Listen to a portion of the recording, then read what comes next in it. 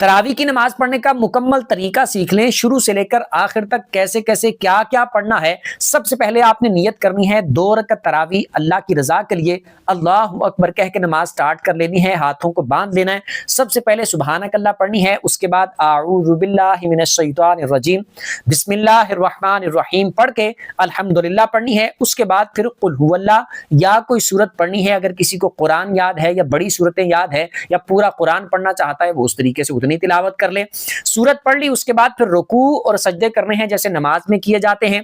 1 रकअत हो गई, दूसरी के लिए खड़े होना है, स्टार्ट करना है बिस्मिल्लाह से, उसके बाद पढ़नी है अल्हम्दुलिल्लाह, फिर उसके बाद बिस्मिल्लाह पढ़ के कुल हुवल्लाह या कोई सूरत पढ़नी है या जिस तरतीब से आप कुरान पढ़ रहे हैं उस तरीके से पढ़ लें। उसके बाद फिर रुकू और सजदे करके अत्तहियात पे बैठ जाना है। अत्तहियात पढ़ के, दुरूद पढ़ के, दुआ पढ़ के, सलाम फेर के आपने अपनी 2 रकअतों को पूरा कर लेना है। उसके बाद फिर इसी तरीके से आपने 2 रकअतों की नियत करनी है और 2 रकअतें इसी तरीके से आपने अदा करनी है। दो दो करके इस तरीके से 20 रकअत तरावी आपने अदा करनी है।